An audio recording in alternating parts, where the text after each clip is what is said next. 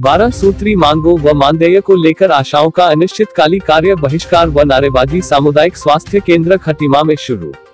आशा health care union Khatima Udham Singh Nagar की सैकड़ों संख्या में आशा कार्यकर्तियों ने आज दिनांक 8 अगस्त को सामुदायिक स्वास्थ्य सेंटर खटीमा के प्रांगण में मंडे तथा 12 सूत्री मांगों को लेकर उत्तराखंड सरकार के विरुद्ध धरना प्रदर्शन कर नारेबाजी की।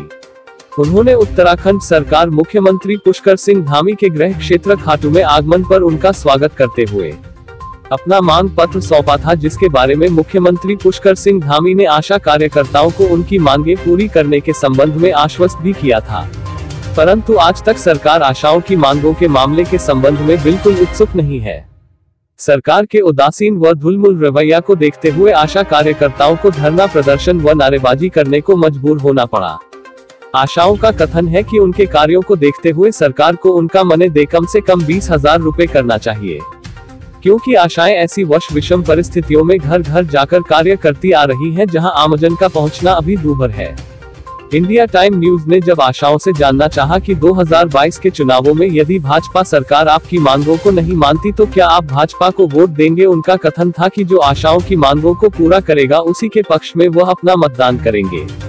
आशा हेल्थ वर्कर यूनियन खटीमा ने अपनी 12 सूत्रीय मांग पत्र बाग मानदेय के संबंध में उत्तराखंड राज्य के मुख्यमंत्री कार्यालय को एक ज्ञापन प्रेषित किया है, जिसकी प्रतिलिपि जिलाधिकारी खटीमा तथा चिकित्सा अधिकारी खटीमा को भी दी गई है। आशा कार्यकर्ता मुख्यमंत्री पुष्कर सिंह धामी के गृह क्षेत्र खटीमा आगमन पर अपनी मांगों के संबंध में उनसे मिल चुकी है और ज्ञापन भी दे चुकी है, परंतु मुख्यमंत्री पुष्कर सिंह धामी द्वारा उनको कोरा आश्वासन ही दिया है और भरोसा दिया गया कि उनकी मांगों पर शीघ्र विचार कर पूरा कर दिया जाएगा, परंतु अफसोस की बात यह है कि आज तक उनकी मांगों को पूरी नहीं की गई, जिसके विरोध में आज शायद 2 अगस्त 2021 को अनिश्चितकालीन कार्य बहिष्कार में जाने के लिए मजबूर हो गई। आशाओं का कहना है कि इस दौरान आशाओं के कार्य में संबंधित कोई भी समस्या आती है तो उसका उत्तरदायी आशा का नहीं रहेगा। सरकार यदि आशाओं की 12 सूत्री मांगों को नहीं मानती है तो 8 अगस्त 2021 को देहरादून की सड़कों पर आशाएं उतरेंगी। खटीमा से इंडिया 10 न्यूज के लिए अजय गुप्ता की रिपोर्ट। मेरा नाम ममता पानू है। वैसे मैं आशा कार्यकर्ती हूँ, अपने यूनियन से आशा हेल्थ वर्कर यूनियन से मैं जिला अध्यक्ष के पद पे हूँ। आपकी मुख्य मांगें क्या हैं? हमारी 12 सूत्री मांगों को लेकर हमारी लड़ाई है और हमारी लड़ाई यह है कि जब तक सरकार हमारा मानदेय फिक्स नहीं करती है तब तक हम लोग धरना नहीं छोड़ेंगे। और हमने यहाँ पे जो धरना दिया है आज तक सरकार ने हमें आज तक बेवकूफ़ बना के हमें सारे काम कराया है और हम करते भी आए हैं, अब नहीं करेंगे। इस संबंध में आपने मुख्यमंत्री जी से बात की? हमने कई बार पहले वाले मुख्यमंत्री को भी ज्ञापन कई बार दिया है और इस बार भी दिया है, लेकिन मुख्यमंत्री ने भी हमारे जो हम लोगों ने विज्ञापन दे के आए थे उसका भी अनसुनी किया है। मेरा नाम कुलविंदर, मैं बाजपुर से जिला सचिव हूँ।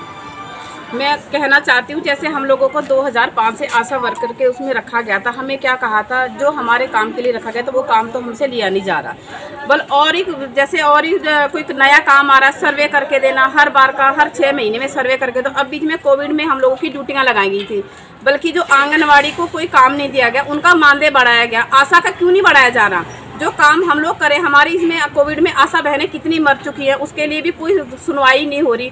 मुख्यमंत्री को ज्ञापन दिया, हाँ करेंगे, उसमें कुछ करने को राजी नहीं है। तो ऐसा थोड़ी, हमारा भी एक परिवार है, हमारे भी बच्चे, हम कोविड में ड्यूटियां करके आते हैं, हमें कोई सुविधा नहीं मिल पाती, ना कोई इज्जत मिल पाती है। तो ऐसा कब तक हम लोगों का शोषण होता रहेगा आशाओं का? हम ऐसा शोषण नहीं, कभी नहीं होने देंगे। हमारी ये मांगे 12 सूत्री मांगों को लेकर नहीं होगा तो फिर हम 8 तारीख के बाद हम देहरादून भी जाएंगे, फिर सड़कों पर भी उतरेंगे जो हमारी मांगों को पूरा नहीं किया जाएगा। मैं यहाँ तक अपनी बात समाप्त करती हूँ। नाम नीतू सिंह राणा है।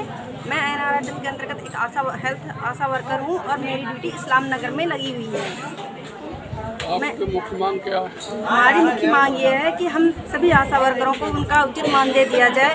सर, आप लोगों के सामने, मैं इस्लाम नगर की एक आशा हूँ, आप लोगों के सामने एक अपनी समस्या रखने जा रही हूँ। जैसा कि इस्लाम नगर नूरी मस्जिद में जितनी भी कोविड की वैक्सीन लगी गई, हमारी उमरुखुर्द ग्राम सभा से और इस्लाम नगर की जितनी भी आशाएं, सिर्फ उन्होंने ही वह काम किया। कहीं भी कोविड की ड्यूटी किसी दिन वैक्सीनेशन नहीं हो पा रहा था क्योंकि दवाइयाँ कम हो जा रही थी, लेकिन एक भी दिन नूरी मस्जिद में टीकाकरण नहीं रुका।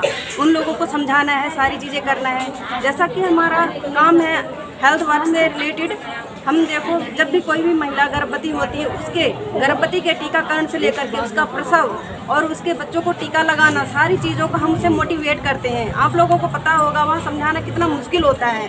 उसके बावजूद भी सर जैसे प्रसव होता है, प्रसव के समय आधी रात को भी अगर हम इस्लाम नगर में से हमें किसी भी गर्भवती का फ़ोन आता है, चाहे वो आधी रात का समय हो, 1 बज रहे हो, 2 बज रहे हो, चाहे जितने भी बज रहे हो, हम वहाँ से उठ करके हॉस्पिटल आते हैं। हमें वहाँ से घर से लेकर के इस्लाम नगर से लेकर हॉस्पिटल से लेकर के आने जाने की कोई व्यवस्था नहीं है। उसके बाद भी सर यहाँ जब हम आते हैं, जिस प्रकार से कहते हैं कि हॉस्पिटल में आकर के कोई भी गर्भवती यहाँ रहती है तो 3 दिन तक उसका खाने पीने का उसका यहाँ ख्याल रखा जाता है, लेकिन हमें यहाँ से कैंटीन से 1 कप चाय भी नहीं मिलती। क्या हम लोग इतना भी नहीं कर सकते हमारे लिए सरकार?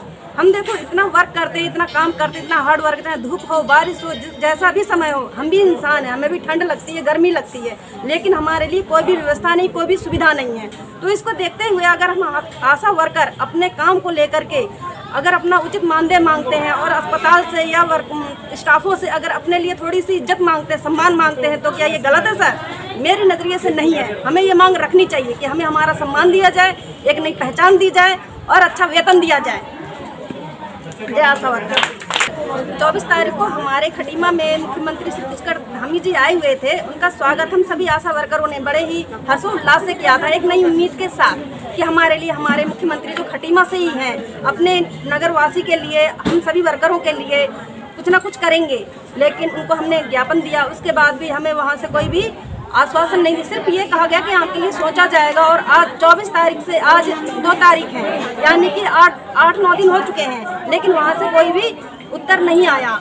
अब हम उनका रास्ता कब तक देखें सर? अपनी आवाज़ को, अपनी मांगों को उठाने के लिए तब जा करके हमें आज 2 अगस्त से कुछ ना कुछ तो काम करना ही था सर, ताकि हम अपनी मांगों को आगे बढ़ा सकें। हम आशा वर्कर हैं सर, उसके लिए देखो चाहे हमें हॉस्पिटल का जितना भी सर्वे वाला काम आता है, चाहे वो ORS बांटना हो या कुछ भी हो, A to Z जितने भी टीकाकरण है, ORS है, डेंगू मलेरिया से रिलेटेड है, मलेरिया से रिलेटेड कुछ भी काम हो, सारा काम वर्करों से, हम आशा वर्करों से किया जाता है। इतने जितने भी काम है, अगर एक एक करके मैं गिनाऊं भी ना, तो भी हमारे लिए जो हमने 10 से 20 हज़ार की जो मांग की है वो भी कम पड़ जाएगी, जितना हमें काम दिया जाता है। यदि मुख्यमंत्री जी ने आपके मांगों को पूरा नहीं किया तो क्या आप उन्हें वोट देंगे कि नहीं देंगे? सर जैसा कि हमारा नारा है, वो सत्ता में राज करेगा जो आशाओं की मांग पूरी करेगा। तो सर हम लोगों का कहना यही है कि भाई हमारी जल्दी से जल्द मांग पूरी की जाए और सत्ता में वही राज करेगा जो हमारी मांग पूरी करेगा।